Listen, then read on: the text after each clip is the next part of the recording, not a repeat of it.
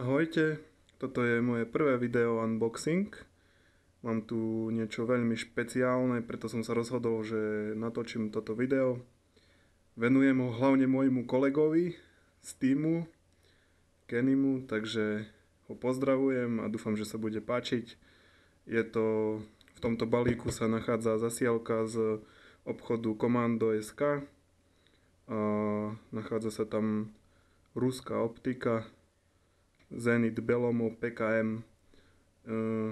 Dosť zvláštne to je, hľadal som hoci kde po internete.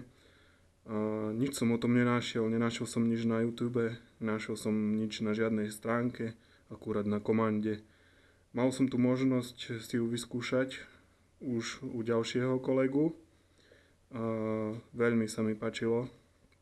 Obrázec hlavne, dobre sa cez to pozerá.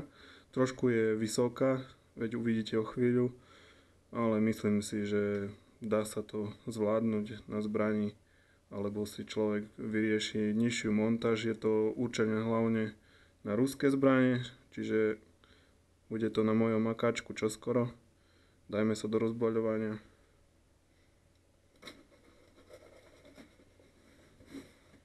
Toto by malo byť aj prvé video na YouTube ohľadom tejto optiky, čiže aspoň niečom budem prvý, i keď je to moje prvé unboxing video. Strašne som sa na to tešil. Tak dúfam, že aj splní moje očakávania, že tu nebude nič poškodené. Mám takýto super kuchynský nožik. Na obrázku škatuľka vyzerala inač. Mám tu nálepku Komando.sk. Týmto im ďakujem za túto zasielku. Je to takto zabalené. Sáčok. Tu máme faktúrka. Dobre, toto môžeme dať bokom. No, tu je optika. Puškohľad kolimátorový PKM.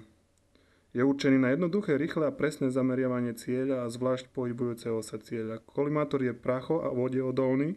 Môže sa využívať pri teplote okolitého vzduchu od -40 do +50. Výborne. Takto to nejako bude vyzerať. Takéto obrazce sa dajú v ňom prepínať. Tu vidíme, že je to krasnogorský závod. Super. Made in Russia. Čiže máme tu originál ruskú optiku. Ako sa bude patriť na ruskú zbraň. Zrejme sa čo je vo vnútri. Čiže máme tu nejaký návod. Značka Zenit.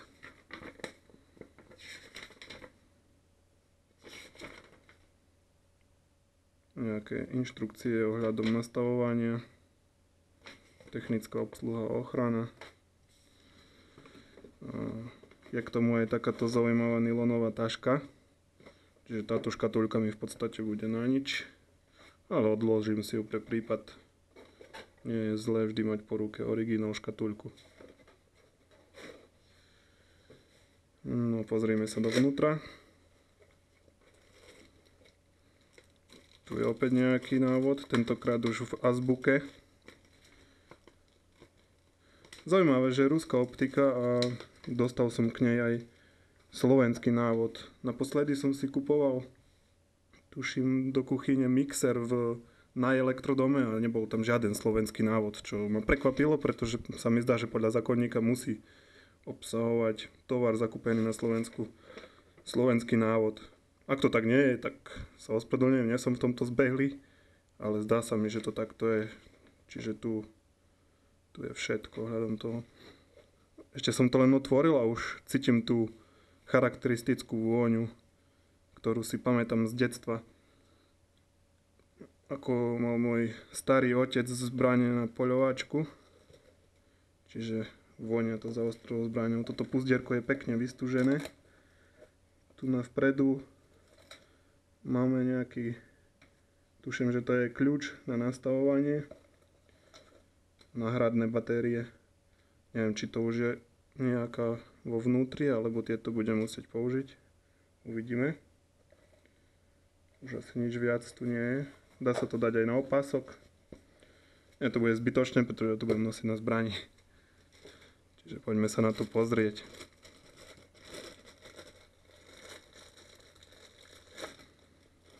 Krása. Trošku už chytá hrdzu. Má to aj nejaké sériové čísielko. Tuším, že to je sériové čísielko, alebo to môže byť aj, predpokladám, dátum výroby 4.6.2000. Trebárs. Malo by to tak byť.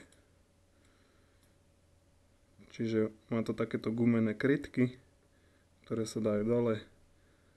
Krásne oranžové sklíčko s antireflexnou ochranou. Vyskúšame, že či tam je nejaká batéria. Keďže to je zapnuté, tak predpokladám, že batéria tam nie je. Môžeme vyskúšať tam vložiť. Pozrieme sa na to. Radšej si to skontrolujem, aby som tu niečo nepokázil, ale ako som si myslel, dáva sa pod tento veľký kryt.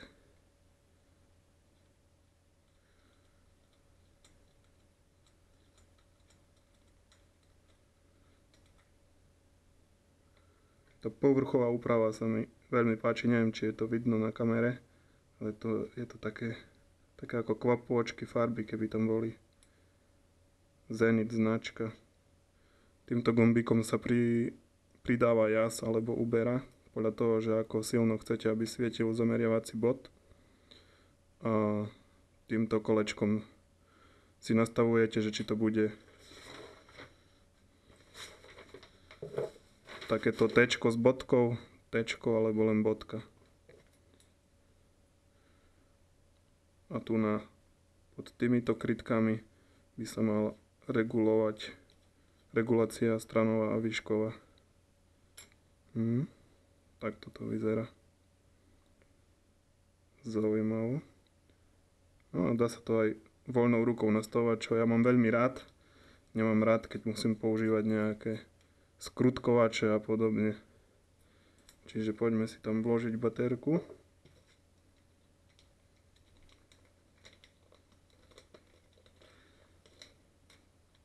Trošku sa mi trasú ruky od radosti. Veľmi sa teším z tejto optiky. Čiže to si nevšimajte.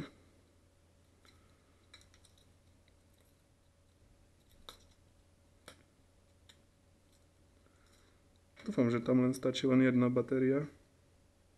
Mala by, keďže sú dve a čítal som, že jedna je náhradná. Pozriem opäť do návodu.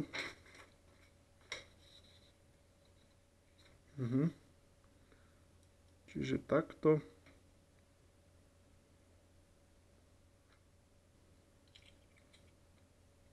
Zatvoríme to.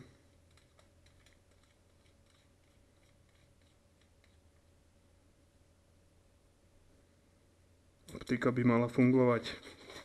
Čiže si to môžeme skontrolovať.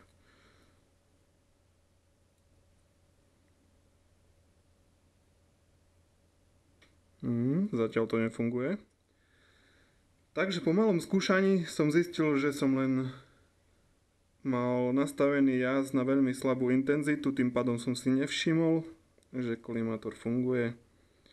Môžeme si ukázať, tu sa to prepína do prvého bodu. Neviem teraz, či to bude vidno na kamerke, skúsim to nejako nastaviť.